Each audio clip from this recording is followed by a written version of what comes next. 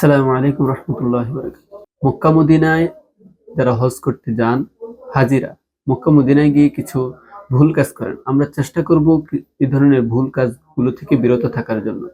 কি ধরনের ভুল কাজ করেন সেগুলি আজকে কথা বলবো। মক্কা মদিনায় হাজিরা যাওয়ার পর মসজিদে হারামে যখন নামাজে দাঁড়ান, তখন অনেক ক্ষেত্রে দেখা যায় হাজিরা না জানার কারণে, অজানা থাকার কারণে ইমামের সামনে অবস্থান করেন, ইমামের সামনে দাঁড়িয়ে যান। যে জায়গায় ইমাম দাঁড়িয়েছে সে বরাবর বা তার থেকে একটু সামনে দাঁড়ানোর কারণে আপনার নামাজ আদায় হবে না, নামাজ নষ্ট হয়ে যাবে। এই কারণে নামাজ আদায় হবে না। অবশ্যই এই বিষয়টা আমরা মনোযোগ সহকারে খেয়াল রাখবো বা জানার চেষ্টা করব যে ইমাম কোথায় দাঁড়ান। এখানে বিশেষ করে মসজিদে নববীতে যখন নামাজ আদায় করা হয়, তখন মসজিদে নববীর উপরে যে গম্বুজটা আছে, সবুজ গম্বুজ, এ সোজা ইমাম দাঁড়ান।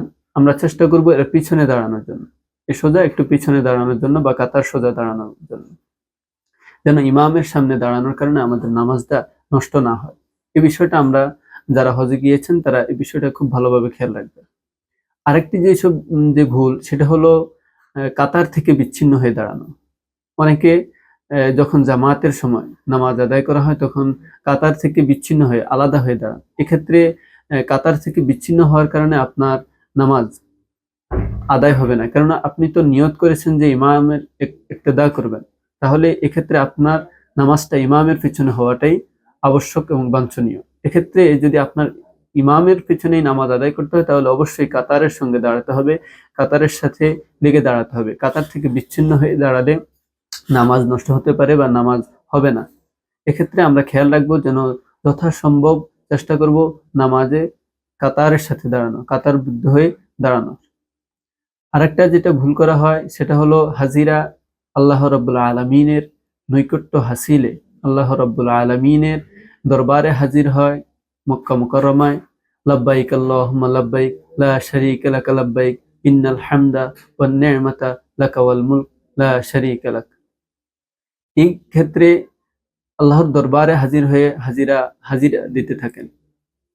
তখন অনেকে আবেগের বশে মক্কার স্মরণীয় স্থান করে রাখতে সেলফি তোলেন, যেটা এখন একরকম ভুল সংস্কার হিসেবে ছড়িয়ে পড়েছে বা মানুষের মধ্যে অহরহ দেখা যাচ্ছে।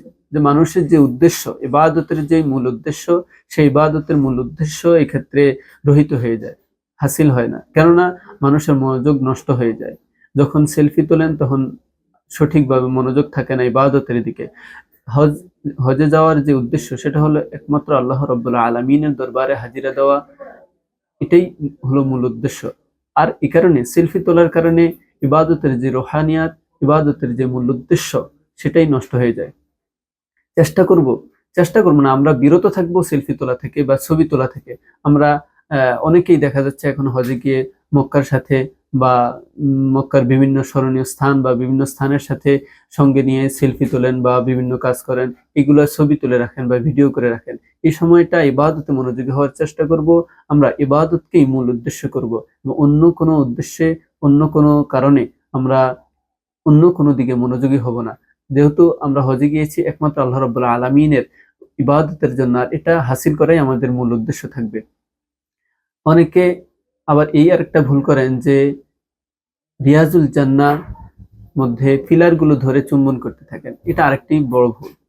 এই ধরনের ভুল থেকে আমরা বিরত থাকবো, কারণ আবেগের বশবর্ত হয়ে এই ধরনের কাজ করা থেকে বিরত থাকাই হলো ইসলাম এবং ইসলামী শরীয়ত। কেননা শরীয়তের বিষয়গুলো আবেগের উপর প্রাধান্য দেওয়াই হলো আমাদের কাজ। কেননা আবেগ দিয়ে শরীয়ত সম্মত হয় না, আবেগ দিয়ে শরীয়তের কাজ সাব্যস্ত হয় না বা ইবাদত আদায় করা যায় না। কারণ ইবাদতের নির্দিষ্ট নিয়ম এবং পদ্ধতি রয়েছে, শরীয়তে বর্ণিত রয়েছে সব নিয়ম এবং পদ্ধতি। আমরা চেষ্টা করব শরীয়তের নির্ধারিত নিয়ম এবং পদ্ধতিতে ইবাদতগুলো আদায় করার জন্য। অহেতুক এবং অযথা কোনো কাজ করে ইবাদতকে নষ্ট করা যেন আমাদের দ্বারা না হয়, আমরা সেদিকে খেয়াল রাখবো। আরেকটি বিষয় সেটা হলো মক্কা মুকাররমায় গিয়ে হাজিরা যেসব ভুলগুলো করেন, সেটা হলো অনেকেই এদিক সেদিক, মানে ইবাদত ব্যতীত এদিক সেদিক ছোটা বা ঘোরাফেরার জন্য মনোযোগী হয়ে পড়েন। যেমন তাওয়াফের সময় তাওয়াফ করে বা নির্দিষ্ট কাজ ব্যতীত অন্যদিকে মনোযোগী হওয়ার চেষ্টা করেন বা ঘোরাফেরার জন্য চেষ্টা করেন, আমরা চেষ্টা করব এই ধরনের কাজও যেন না হয়। একমাত্র আল্লাহর উদ্দেশ্যে, ইবাদতের উদ্দেশ্যে যেন সেই হজটা আমাদের আদায় হয়, সেদিকে খেয়াল রাখবো আমরা, এবং ইবাদতই যেন আমাদের মূল উদ্দেশ্য হয়, আমরা সেটাই খেয়াল রাখবো। আর আরেকটি ভুল হলো, অনেকের না জানার কারণে এই ধরনের ভুলগুলো হয়ে থাকে। সেটা হলো তাওয়াফের ক্ষেত্রে যখন আমরা তাওয়াফরত থাকবো, ওই অবস্থায় যদি কারো অজু ছুটে যায়, সেই অবস্থা থেকে তাওয়াফের স্থান ত্যাগ করতে হবে এবং অজু করে আবার তাওয়াফ করতে হবে এবং ওই স্থান থেকে তাওয়াফ শুরু করবে, অথবা সম্ভব হলে শুরু থেকে আবার তাওয়াফ শুরু করবে। আর আরেকটি, অনেক ক্ষেত্রে দেখা যায় যে অনেকে একসঙ্গে জড়ো হয়ে তাওয়াফ করেন এবং জোরে জোরে দোয়া পড়তে থাকেন। এক্ষেত্রে অন্য হাজিদের বিভ্রান্তি সৃষ্টি হতে পারে বা অন্য হাজিদের অসুবিধা হতে পারে। আমরা চেষ্টা করব যথাসম্ভব এমন আওয়াজে পড়তে যেন অন্য কারো ব্যাঘাত না ঘটে, ইবাদতে বা আমলে মনোযোগের ব্যাঘাত সৃষ্টি না হয়। এই বিষয়টা আমরা খেয়াল রাখবো। আমরা আমাদের যার যার দোয়া, যার যার জিকির যেভাবে সম্ভব করব, তবে যথাসাধ্য চেষ্টা করব যেন অন্য কারো ইবাদতের মনোযোগ ব্যাঘাত না ঘটে। এক্ষেত্রে আবার কিছু নারীদের ক্ষেত্রে এটা দেখা যায় যে অনেক নারীরাই হজে গিয়ে, মক্কা মুকাররমায় গিয়ে পর্দা খেলাপ করেন। এক্ষেত্রে আমরা চেষ্টা করব, যেহেতু পর্দা একটা ফরজ বিধান, নারীদের জন্য পর্দা একটা ফরজ বিধান, আমরা চেষ্টা করব সর্বদাই ফরজ বিধানটা যেন লঙ্ঘন না হয় আমাদের দ্বারা কোনোভাবে। অবশ্যই আমরা যেন ওইখানে গেছি আরেকটা ইবাদতের জন্য, এক ইবাদতের মধ্যে আরেকটা ইবাদত লঙ্ঘন করা ঠিক হবে না। বা এমনিতেই পর্দা যেহেতু ফরজ বিধান, এটা তো কোনোভাবেই লঙ্ঘনীয় নয়, অবশ্যই পালনীয়। এক্ষেত্রে আমরা খেয়াল রাখবো যেন আমাদের দ্বারা পর্দার লঙ্ঘন না হয়, এই বিষয়টা খেয়াল রাখা। আল্লাহ রাব্বুল আলামিন আমাদেরকে মুকাররমায় গিয়ে সঠিকভাবে হজ আদায় করা এবং ইবাদতের যে মূল উদ্দেশ্য, সেই উদ্দেশ্য হাসিল করা তৌফিক দান করুক। ওয়া মা আলাইনা ইল্লাল বালাগ। আসসালামু আলাইকুম ওয়া রাহমাতুল্লাহি ওয়া বারাকাতুহু।